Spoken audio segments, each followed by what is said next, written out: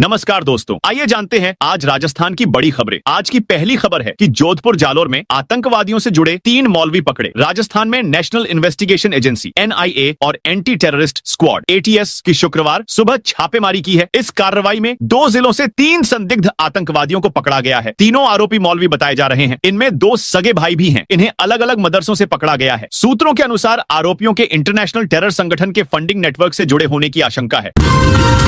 राजस्थान में अब 3 बच्चों के बाद भी बन सकते हैं। पंच मिला संकेत। राजस्थान की राजनीति से जुड़ी बड़ी खबर सामने आ रही है। पंचायती राज और शहरी निकाय चुनावों में 2 से अधिक संतान वाले व्यक्तियों पर लगी अयोग्यता की बाध्यता जल्द हट सकती है। विभिन्न संगठनों, नेताओं और जनप्रतिनिधियों की लंबे समय से चली आ रही मांग पर राज्य सरकार ने गंभीरता से विचार शुरू कर दिया है। धर्मांतरण कानून लागू, नए प्रावधान में दर्ज होंगे केस। प्रदेश में धर्मांतरण विरोधी कानून तत्काल प्रभाव से लागू हो गया है। अब जबरन धर्मांतरण से संबंधित मामले में नए कानून के तहत दर्ज होंगे, जिसमें स्वेच्छा से धर्म परिवर्तन करने वाले को सरकार से अनुमति लेनी होगी। घर वापसी पर यह कानून लागू नहीं होगा। लव जिहाद के मामलों में 20 साल तक की सजा का प्रावधान किया गया है। केवल धर्म परिवर्तन के उद्देश्य से किसी गई शादी को भी रद्द करवाया जाएगा। धर्म परिवर्तन कराने वाली संस्थाओं के भवनों को सील या तोड़ा जाएगा। पाकिस्तान जाने की फिराक में जैसलमेर में पकड़ा संदिग्ध। भारत पाकिस्तान अंतर्राष्ट्रीय सीमा पर सुरक्षा एजेंसियों की सतर्कता एक बार फिर देखने को मिली। सीमा सुरक्षा बल BSF ने गश्त के दौरान मुरार बॉर्डर क्षेत्र में एक संदिग्ध व्यक्ति को पकड़ा। सूत्रों के अनुसार पकड़े गए व्यक्ति की पहचान बिहार के अररिया जिले के निवासी मोहम्मद इकबाल के रूप में हुई है। BSF जवानों ने गुरुवार देर शाम सीमा क्षेत्र में उसकी संदिग्ध गतिविधियों को देखते हुए तुरंत उसे रोक लिया और पूछताछ की। प्रारंभिक पूछताछ में वह अपने जैसलमेर आने और बॉर्डर क्षेत्र तक पहुंचने के बारे में स्पष्ट जवाब नहीं दे सका। राजस्थान में स्लीपर बसों का संचालन बंद। राजस्थान में आज से ऑल इंडिया परमिट वाली स्लीपर कोच बसों का संचालन ठप हो गया है। जयपुर को छोड़कर बाकी सभी जिलों में स्लीपर बसों पर ब्रेक लग गया है। करीब 7000 बस बंद होने से यात्री परेशान हैं। जोधपुर, उदयपुर, कोटा सहित अन्य जिलों में स्लीपर बसें खड़ी हो गई है। ट्रेवल्स एजेंसियों ने बसों की ऑनलाइन बुकिंग भी बंद कर दी है, जिसके कारण यात्रियों को भारी परेशानी का सामना करना पड़ रहा है। दरअसल पिछले दिनों स्लीपर बसों में हादसे के बाद परिवहन विभाग की ओर से लगातार कार्रवाई चल रही है। बसों का चालान और सीज किया गया है। इससे ऑल इंडिया टूरिस्ट परमिट बस ऑनर एसोसिएशन में नाराजगी है। भवन सड़िक्यू निर्माण की गुणवत्ता जांच को 1 माह का विशेष अभियान शुरू। राजस्थान में भवन और सड़िक्यू निर्माण कार्यों की गुणवत्ता जांच के लिए शनिवार से 1 माह का सघन निरीक्षण अभियान शुरू होगा। मुख्यमंत्री भजनलाल शर्मा ने निर्देश दिए कि सभी निर्माण एवं मरम्मत कार्यों में पारदर्शिता और गुणवत्ता सर्वोच्च प्राथमिकता रहे। मुख्य सचिव सुधांश पंत ने वीडियो कॉन्फ्रेंस के माध्यम से सभी जिला कलेक्टरों को अभियान की प्रभावी मॉनिटरिंग के निर्देश दिए। उन्होंने कहा कि यह अभियान राज्य सरकार की प्राथमिकता है, जिसका उद्देश्य निर्माण कार्यों में गड़बड़ी और लापरवाही पर रोक लगाना है। अभियान के तहत प्रत्येक जिले में 3 निरीक्षण समितियों का गठन किया जाएगा। ये समितियां सघन निरीक्षण कर रिपोर्ट कलेक्टर को सौंपेंगी। कलेक्टर अनुशंसा के बाद रिपोर्ट संबंधित विभाग के प्रभारी सचिव को भेजेंगे। टाइगर व लॉयन सफारी। अगले आदेश तक बंद नाहरगढ़ जैविक पार्क में पर्यटकों की बस फंसने का मामला सामने आने के बाद वन विभाग ने गुरुवार से आगामी आदेश तक टाइगर ऑफ लॉयन सफारी को बंद कर दिया है। दोनों जंगल सफारी में ट्रैक दुरुस्त होने के बाद ही सफारी फिर से शुरू हो पाई। इस खबर को पत्रिका ने प्रमुखता से छापा था, जिसके बाद DFO ने आदेश जारी कर इस उद्यान में संचालित हो रही दोनों सफारी को आगामी आदेशों तक बंद करने के आदेश जारी किए हैं। इन जिलों में 3 से 4 दिन छाए रहेंगे बादल। राजस्थान में पिछले 3 दिनों से हो रही बारिश ने दक्षिणी व पूर्वी भागों में अधिकतम तापमान में 5 से 12 डिग्री सेल्सियस तक की गिरावट दर्ज की गई है। बारिश के असर से खेती में काफी नुकसान देखने को मिल रहा है। टोंक जिले के दूनी क्षेत्र में तेज बारिश से सरसों की फसल जलमग्न हो गई, जिससे किसानों को नुकसान झेलना पड़ा। इसके अनुसार राज्य के दक्षिणी व पूर्वी भागों में हल्की से मध्यम बारिश की गतिविधियां 30 अक्टूबर तक ही जारी रहने की संभावना थी है। इसके बाद राज्य के उदयपुर, कोटा संभाग और आसपास के जिले में आगामी 3-4 दिन बादल छाए रहने व हल्की से मध्यम दर्जे की बारिश हो सकती है। बाकी अधिकांश भागों में 31 अक्टूबर से आगामी 3-4 दिन मौसम मुख्यतः शुष्क रहने की संभावना है। 700 BEd कॉलेज होंगे बंद। राष्ट्रीय शिक्षा नीति NEP के तहत शिक्षा की गुणवत्ता के लिए किया जा रहा नवाचार केंद्र और राज्य सरकार के तालमेल के अभाव में ये धरातल पर नहीं आ रहा। प्रदेश में BEd कॉलेजों को लेकर ऐसा ही मामला सामने आया है, जहां उच्च शिक्षा विभाग NIP के तहत ये बदलावों को लागू नहीं कर रहा है। राष्ट्रीय अध्यापक शिक्षा परिषद NCT ने NIP के तहत BEd कॉलेजों के लिए गाइडलाइन जारी की है। इसमें कॉलेज मल्टी डिसिप्लिनरी इंस्टीट्यूट की तर्ज पर संचालित होंगे। इधर राज्य सरकार की नए एकेडमिक कॉलेजों को NOC नहीं देने से 700 BEd कॉलेजों पर संकट गहरा गया है। वर्ष 2030 तक एकेडमिक पाठ्यक्रम संचालित नहीं करने पर NCT की ओर से BEd कॉलेजों को प्रवेश की अनुमति नहीं मिलेगी। इससे हर वर्ष BEd पाठ्यक्रम में प्रवेश लेने वाले करीब 2 लाख अभ्यर्थियों का भविष्य दांव पर लग जाएगा। क्लेम नहीं दिया, इंश्योरेंस कंपनी का ऑफिस सीज जैसलमेर में। गुरुवार को कोर्ट के आदेश पर United India insurance company limited की ब्रांच को सीज कर दिया गया। टीम ने पहले वहां मौजूद 15 से 20 कर्मचारियों को बाहर निकाला। कार्रवाई सोनार-दुर्ग पार्किंग लिंक रोड स्थित शाखा पर की गई। मामला साल 2022 में हुए एक सड़क हादसे से जुड़ा है, जिसमें जोधपुर से जैसलमेर आते समय कार दुर्घटनाग्रस्त हो गई। हादसे में कार सवार जितेंद्र बिस्सा, उनकी पत्नी श्वेता बिस्सा और बच्ची मयूरी व्यास गंभीर घायल हो गई थी। दुर्घटना बीमा क्लेम नहीं देने पर कोर्ट ने सख्ती दिखाते हुए कार्रवाई की।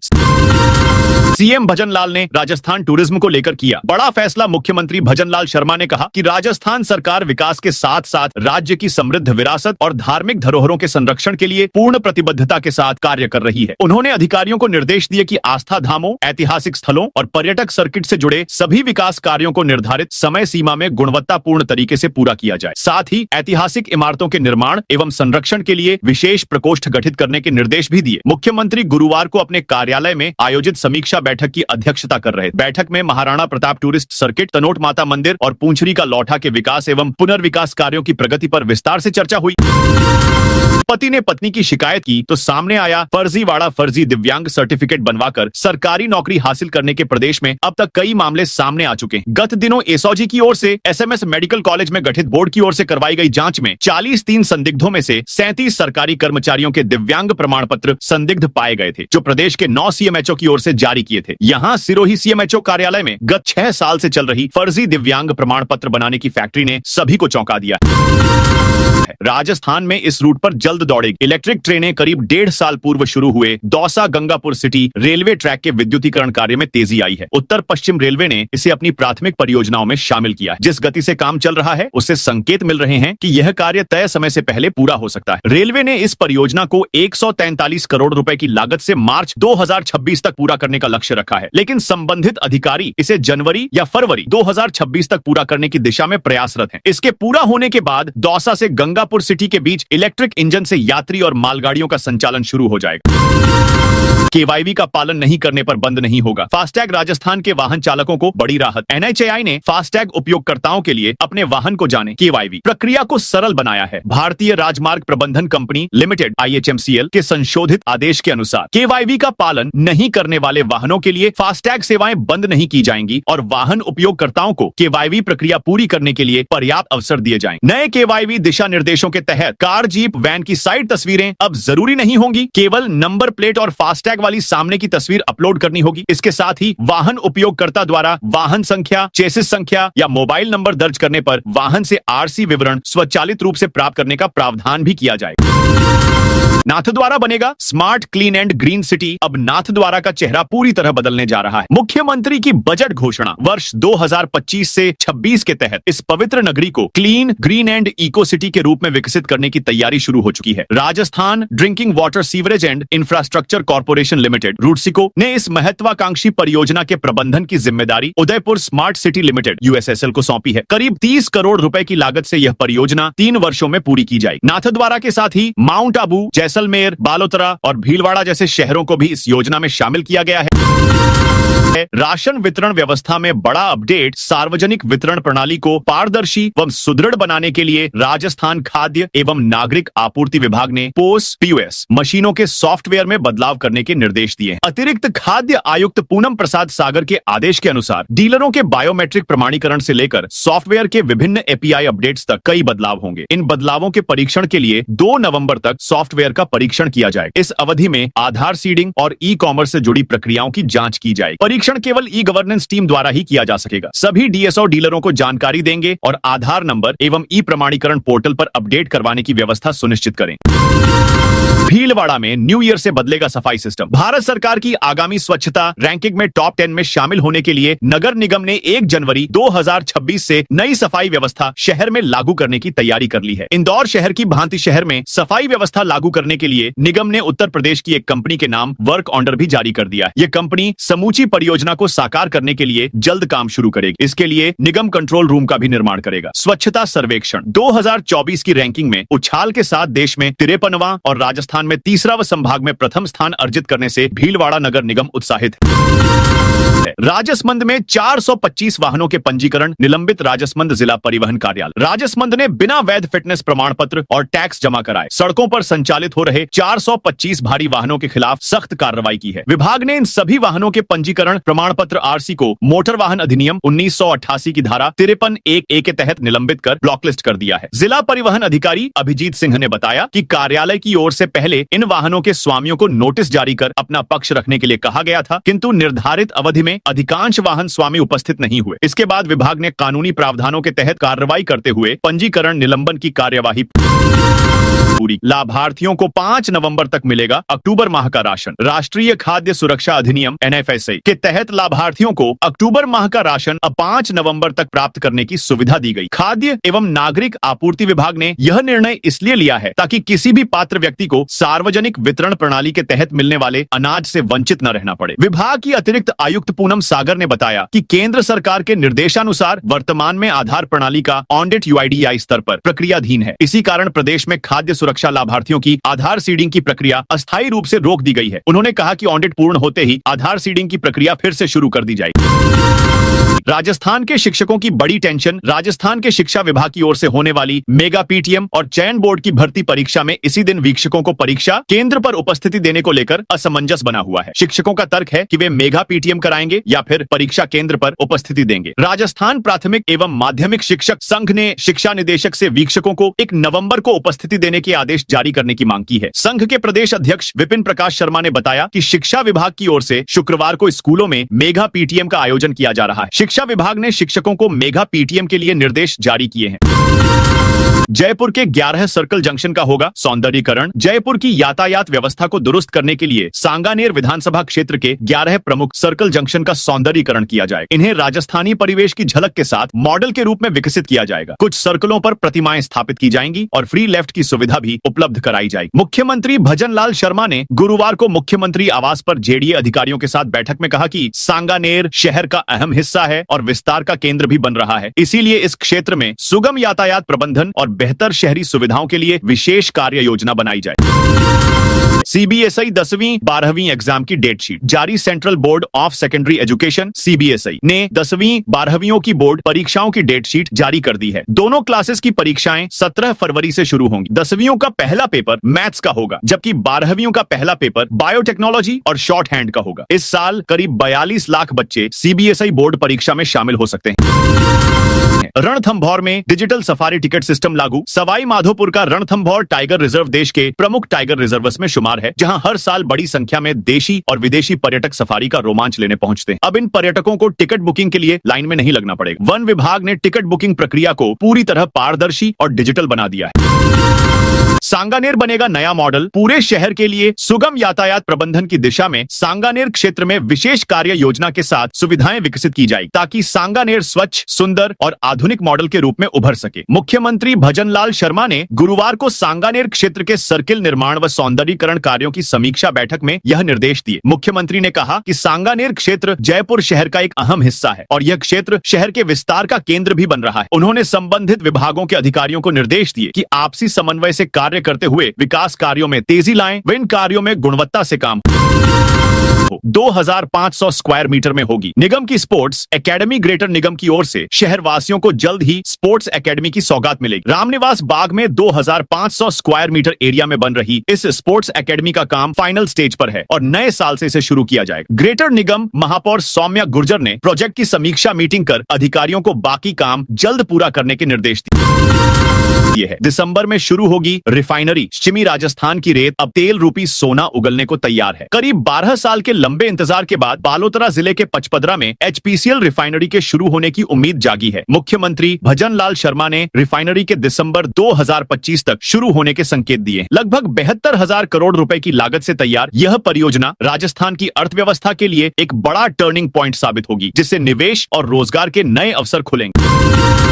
सीकर में सड़कों पर उतरे हजारों किसान। राजस्थान के सीकर जिले में मार्क्सवादी कम्युनिस्ट पार्टी CPIM के नेतृत्व में हजारों किसान, मजदूर, युवा और महिलाएं सड़कों पर उतर आए। फसल बर्बादी पर मुआवजा, पीने के पानी की कमी, बेरोजगारी, महंगाई और कानून व्यवस्था जैसे ज्वलंत मुद्दों पर जोरदार विरोध प्रदर्शन किया गया। जयपुर रोड स्थित कृषि उपज मंडी में आयोजित विशाल आम सभा में केंद्र और राज्य की भाजपा सरकार पर हमले बोले गए। इस दौरान वक्ताओं ने चेतावनी दी कि अगर समस्याओं का तुरंत समाधान नहीं हुआ तो बड़ा आंदोलन किया जाएगा। सभा के बाद रैली कलेक्ट्रेट पहुंची, जहां सांसद अमरा राम और पुलिस के बीच धक्का मुक्की हो गई। 3 नवंबर को 28 जिलों में झमाझम बारिश का अलर्ट। राजस्थान में मौसम फिर करवट लेने वाला है। प्रदेश में एक और पश्चिमी विक्षोभ सक्रिय होगा, जिससे असर से कई जिलों में बारिश होने की संभावना है। मौसम विभाग की ताजा भविष्यवाणी के अनुसार 31 अक्टूबर से 3 नवंबर तक कोटा और उदयपुर संभाग के कुछ भागों में बादल छाए रहने और कहीं कहीं बारिश की संभावना है। मौसम विभाग ने 3 नवंबर को राजस्थान के 22 जिलों में मेघ गर्जन और वज्रपात का अलर्ट जारी किया है। वहीं 3 से 4 नवंबर को जोधपुर, बीकानेर, जयपुर, अजमेर, कोटा, उदयपुर और भरतपुर संभाग के कुछ जिलों में मेघ गर्जन के साथ हल्के से मध्यम बारिश की संभावना जताई। जैसलमेर के जैन रिसोर्ट में आग, सैलानियों का सामान जला। जैसलमेर के सम सैंड ड्यून्स क्षेत्र में स्थित जैन टेंट एम्पायर रिसोर्ट में गुरुवार देर रात अचानक लगी भीषण आग से अफरा तफरी मच गई। प्रारंभिक जानकारी के अनुसार आग सिगरेट के जलते टुकड़े से लगी, जिसने कुछ ही देर में आसपास के टेंटों को अपनी चपेट में ले लिया। देखते ही देखते रिसोर्ट के 5 टेंट जलकर राख हो गए, जबकि पास में ठहरे सैलानियों का कपड़े, बैग, कैमरे और अन्य सामान भी जल गया। उस समय रिसोर्ट में 50 से ज्यादा देसी सैलानी मौजूद। नागौर जिला अंडर 14 क्रिकेट के लिए ट्रायल 2 नवंबर से राजस्थान क्रिकेट एसोसिएशन द्वारा आयोजित राज्य स्तरीय अंडर 14 आयु वर्ग की क्रिकेट प्रतियोगिता के लिए नागौर जिला क्रिकेट संघ ने अपनी टीम के चयन की घोषणा कर दी है। इसके लिए इच्छुक खिलाड़ियों के लिए ट्रायल का आयोजन किया जाएगा। जिला क्रिकेट संघ नागौर के सचिव राजेंद्र सिंह नांदू ने बताया कि अंडर 14 प्रतियोगिता में भाग लेने के इच्छुक खिलाड़ियों के लिए टर्राया दिनांक 2 नवंबर 2025 रविवार को आयोजित किए जाएंगे। यह trial set Kishan Lal Kankariya school स्थित ग्राउंड नागौर पर सुबह 8 बजे से शुरू होंगे। SIR से होगी वास्तविक मतदाताओं की पहचान। भारत निर्वाचन आयोग के निर्देशानुसार विशेष गहन पुनरीक्षण SIR के द्वितीय चरण का शुभारंभ 12 राज्यों एवं केंद्र शासित प्रदेशों में किया गया है। इसमें राजस्थान भी शामिल है। इस संदर्भ में गुरुवार को कलेक्ट्रेट सभागार में जिला निर्वाचन अधिकारी कलेक्टर कल्पना अग्रवाल की अध्यक्षता में राजनीतिक दलों के प्रतिनिधियों के साथ बैठक आयोजित हुई। कृषि छात्राओं के लिए प्रोत्साहन योजना। कृषि विभाग ने कृषि संकाय में अध्ययनरत छात्राओं के लिए प्रोत्साहन राशि योजना के तहत ऑनलाइन आवेदन प्रक्रिया 1 जुलाई से शुरू कर दी है। वर्ष 2025 से 26 के लिए ये आवेदन राज किसान साथी पोर्टल पर 31 जनवरी 2026 तक किए जा सकेंगे। संयुक्त निदेशक कृषि विस्तार जिला परिषद विजय सिंह ने बताया कि जिले के सभी कृषि विद्यालयों, महाविद्यालयों और विश्वविद्यालयों में पढ़ने वाली छात्राएं इस योजना के लिए आवेदन कर सकती हैं। उन्होंने संबंधित संस्था प्रधानों से अपनी संस्था में पंजीकृत छात्राओं के आवेदन शीघ्र कराने का आग्रह किया है, ताकि उन्हें समय पर प्रोत्साहन राशि मिल सके। देवउठनी एकादशी पर बाल विवाह पर रहेगी कड़ी नजर। करौली जिले में बाल विवाह की रोकथाम के लिए बाल विवाह मुक्त करौली अभियान का तीसरा चरण शुरू हो गया है। देवउठनी एकादशी और आगामी विवाह आयोजनों के मद्देनजर यह पहल की गई है। अभियान की शुरुआत बाल कल्याण समिति कार्यालय में हुई एक बैठक से हुई, जिसमें जिला प्रशासन, जिला विधिक सेवा प्राधिकरण, बाल अधिकारिता विभाग और एक्शनेड यूनिसेफ करौली के अधिकारी मौजूद थे। राजस्थान हाईकोर्ट को बम से उड़ाने की धमकी। राजस्थान हाईकोर्ट जयपुर बेंच में शुक्रवार सुबह उस समय अफरा तफरी मच गई जब अदालत को बम से उड़ाने की धमकी भरा ईमेल मिला। ईमेल में आरोपी ने तमिलनाडु सरकार और नाबालिगों से दुष्कर्म के मामलों को लेकर नाराजगी जताई है। बता दें कि मेल में लिखा गया है कि बिल्डिंग को तुरंत खाली कर दिया जाए, नहीं तो गंभीर परिणाम होंगे। धमकी की जानकारी मिलते ही प्रशासन और पुलिस हरकत में आ गए।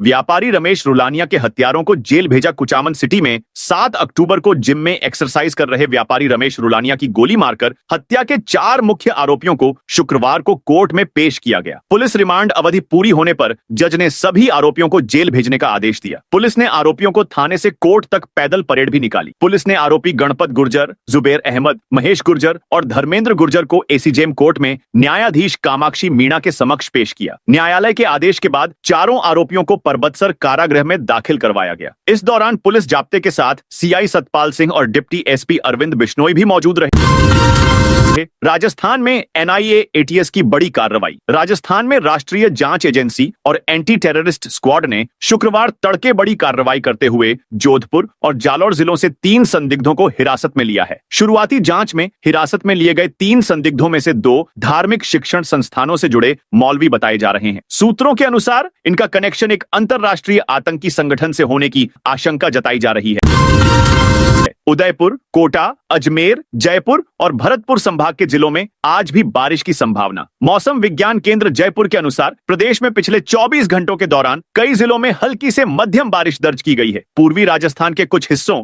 और पश्चिमी राजस्थान के कुछ स्थानों पर वर्षा का असर देखने को मिला। बांसवाड़ा जिले के जगपुरा में सर्वाधिक 57.0 मिलीमीटर वर्षा रिकॉर्ड की गई, जबकि अन्य जिलों में भी हल्की बौछारें पड़ी। मौसम विभाग ने बताया कि मध्य पूर्वी अरब सागर की खाड़ी में अवदाब का क्षेत्र आज भी सक्रिय है, जिसके प्रभाव से उदयपुर, कोटा, अजमेर, जयपुर और भरतपुर संभाग के जिलों में आज भी कहीं कहीं हल्की से मध्यम बारिश होने की संभावना बनी हुई है। 3 से 7 नवंबर तक लगेंगे शहरी सेवा शिविर। राज्य सरकार ने शहरी सेवा शिविर 2025 की सफलता को आगे बढ़ाते हुए 3 से 7 नवंबर तक फॉलोअप कैंपों के आयोजन का निर्णय लिया है। मुख्यमंत्री भजनलाल शर्मा के नेतृत्व और नगरीय विकास एवं आवासन मंत्री झाबर सिंह खर्रा के निर्देशन में यह अभियान प्रदेश के सभी नगरीय निकायों में संचालित होगा। इन कैंपों का उद्देश्य शिविरों में लंबित प्रकरणों का त्वरित और पारदर्शी निस्तारण सुनिश्चित करना है। उल्लेखनीय है कि शहरी सेवा शिविर 2025 का शुभारंभ 17 सितंबर को किया गया था, जिसमें जन्म, मृत्यु, विवाह पंजीकरण, पट्टे, नामांतरण, ट्रेड लाइसेंस और आण स्वीकृति जैसे कार्यों को प्राथमिकता दी गई। इसके साथ ही सड़कों, नालियों, सीवर लाइन की मरम्मत, सार्वजनिक स्थलों के सौंदर्यीकरण और लाइट लगाने जैसे कार्य भी किए गए।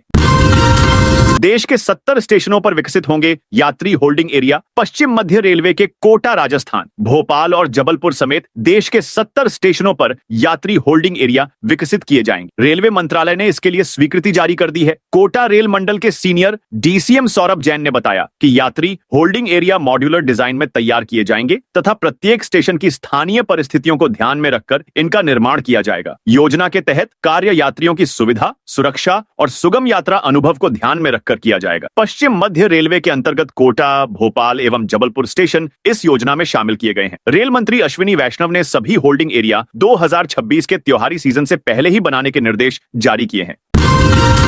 राजस्थान में स्लीपर बसों की हड़ताल, स्टेशनों पर भीड़। जयपुर, उदयपुर और भीलवाड़ा को छोड़कर प्रदेश भर में ऑल इंडिया परमिट वाली स्लीपर बसों का संचालन बंद हो गया है। करीब 7,000 बसों के ब्रेक लगने से यात्री परेशान हैं। जयपुर में आज रात से बुकिंग ऑफिस बंद हो जाएंगे। जोधपुर, कोटा सहित अन्य जिलों में स्लीपर बसें खड़ी हो गई हैं। ट्रेवल्स एजेंसियों ने बसों की ऑनलाइन बुकिंग भी बंद कर दी है, जिसके कारण यात्रियों को भारी परेशानी का सामना करना पड़ रहा है। लोग ट्रेन का इस्तेमाल कर रहे हैं, जिससे रेलवे स्टेशनों पर भीड़ बढ़ गई है।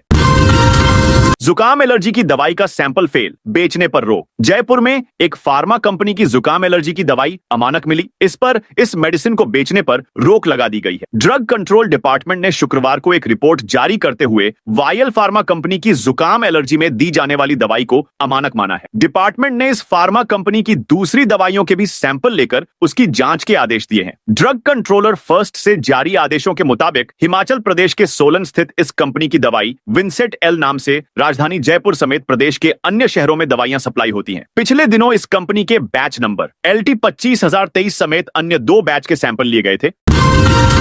देश की सबसे बड़ी सांभर झील में फिर मरे प्रवासी पक्षी। सांभर झील में 6 साल बाद फिर प्रवासी पक्षियों की मौत होने लगी है। झील के आसपास बड़ी संख्या में मृत पक्षी पाए गए। संक्रमित पक्षी भी तड़पते हुए मिले। इनकी हालत ऐसी थी कि उड़ नहीं पा रहे थे। इनका रेस्क्यू किया जा रहा है। इधर प्रशासन ने शुक्रवार को वन विभाग, पशुपालन विभाग, रिफाइनरी मैनेजमेंट और एनवायरमेंट एक्सपर्ट की बैठक बुलाई है, ताकि स्थिति को जल्द काबू किया जा सके।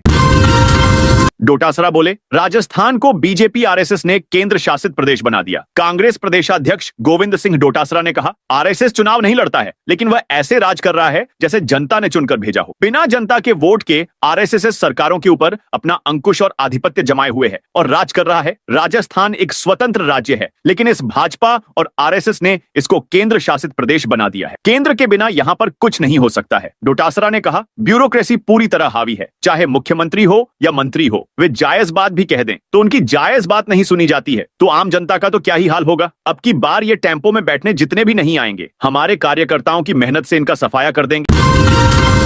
नए कोर्ट भवन को लेकर वकीलों का विरोध जारी। अजमेर जिला न्यायालय को नए भवन में शिफ्ट करने और बैठने के लिए पर्याप्त व्यवस्था व चैम्बर नहीं होने को लेकर वकीलों का विरोध जारी है। नाराज वकीलों ने शुक्रवार को अपने हिसाब से टेबल कुर्सी लगा ली, तो कोर्ट प्रशासन ने नाराजगी जताई और पुलिस को बुला ली। इसके बाद वकीलों ने विरोध भी जताया। बाद में समझाइश हुई और बार एसोसिएशन की ओर से करीब 1,500 से ज्यादा वकीलों की लिस्ट दी गई। वकीलों ने व्यवस्थाएं सुचारू करने की मांग की। अब वकीलों बिल्डिंग कमेटी के साथ बातचीत चल रही है।